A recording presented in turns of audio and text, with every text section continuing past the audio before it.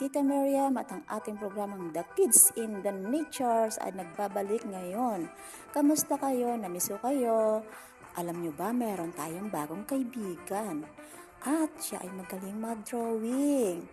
Ang ganda niyang mag-drawing sapagkat ang kanyang imanasyon ay magaling lumikha ng pagguhit ng iba't ibang mga hugis ng mga bagay. Di ba nakita ninyo? Wow, galing no? Gusto niyo ba siyang makilala? Siya si Charmaine Alice Faeldog. Kung tawagin ay siya ay si Mimi.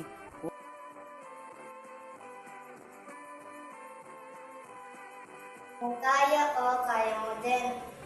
At ang talent ko galing kay Dad at meron kang